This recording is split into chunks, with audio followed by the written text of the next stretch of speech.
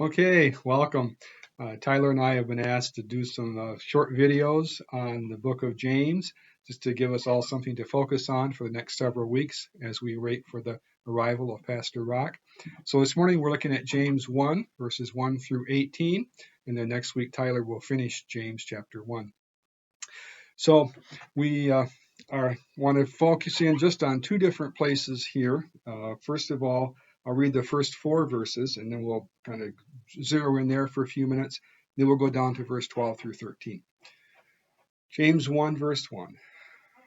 James, a servant of God and of the Lord Jesus Christ, to the 12 tribes scattered among the nations. Consider it pure joy, my brothers and sisters, when you face trials of many kinds, because you know that the testing of your faith produces perseverance. Let perseverance finish its work, so that you may be mature and complete, not lacking anything. I'll focus for a few moments on verse 2 and 3 there. Consider it all joy, my brothers and sisters, when you face trials of many kinds. I just want to observe this is not written by someone who had an easy life, not written by someone who had chosen the easy path. After the death and resurrection of the Lord Jesus, James became part of the Jerusalem church, actually part of the Jerusalem Jesus followers. They were all Jewish, and some of them were Jesus followers, not called Christians yet at that point. James became part of that group of Jesus followers in Jerusalem. We know from Acts chapter 8 and Acts chapter 11 that around the time of Stephen, a great persecution arose against the Jesus followers. Many were scattered. In fact, those scattered people are probably the audience of this book when he talks about those who are scattered among the nations.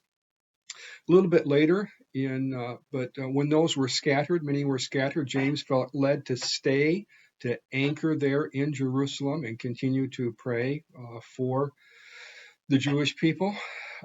Acts chapter 12, we know that even Peter left, went off probably to Rome at that time, the stop in northern Asia Minor. But James again felt called to stay and to do his best right there in Jerusalem. The Jerusalem hierarchy had nailed his older brother Jesus to a Roman cross, and their hostility did not diminish at all. But he was known for his piety. He spent a lot of time in the temple praying for the Jesus movement and praying for the Jewish people generally. In fact, as Pastor Rock mentioned in his very excellent sermon on James chapter 1, April 26, we have historical records from Christian people and Jewish people that James was acknowledged by the common people as a godly, honest, sincere person, but the hierarchy had no patience for him because of his loyalty to Jesus. All of that went on for 20 or 30 years until finally about 62 AD. The religious hierarchy saw their opportunity. Roman governor had left. The new Roman governor wasn't there yet, so there was a bit of a power vacuum.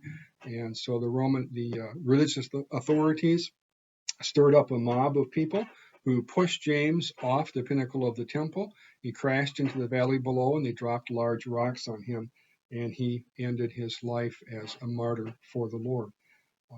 He was one of those who stood the test and received the crown of life that the Lord has promised to those who love him.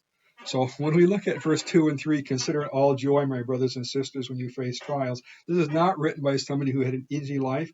It's written by someone who had a lot of trials, a lot of opposition, but he faced into it, and he was faithful all the way through. And so he's earned some right to speak to us on this issue. That was the first thing. Now the second one, I want to focus for a few minutes on verse 12 and 13. Actually, just a little bit later. 12 and 13 will do. Okay, here we go.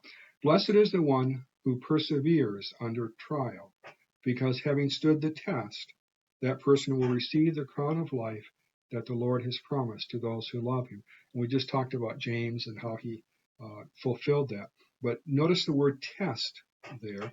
And now look at verse 13. When tempted, no one should say, God is tempting me, for God cannot be tempted by evil, nor does he tempt anyone.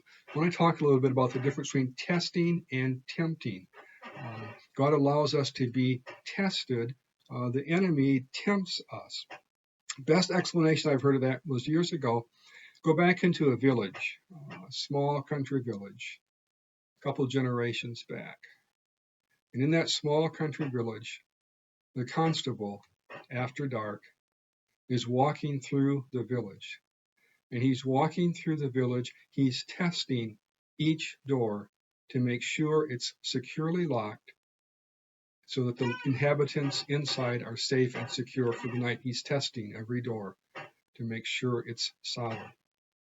On the other side of the village thief is also walking through the village, and he's tempting every door to see if he can find one that's open so he can go in and steal some things.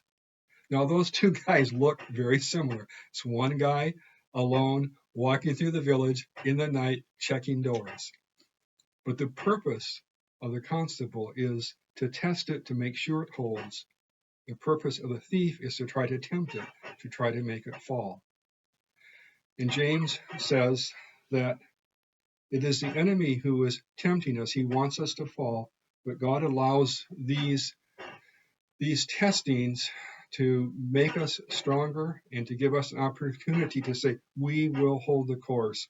We will do the right thing.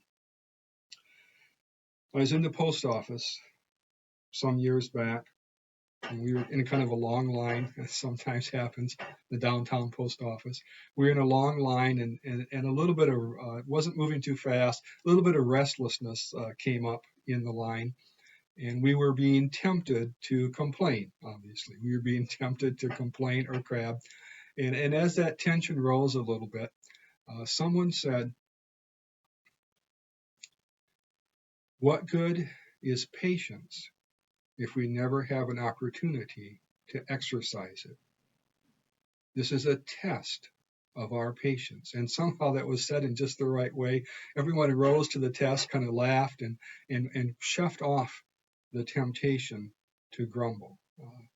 So a test is there to make us stronger, and it's up to us to make sure it's a test and not a temptation.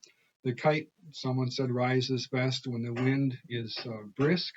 The same brisk wind that will blow away things that are shabbily made will cause the kite to rise higher because it's securely anchored to the person who is holding the other end of the tether.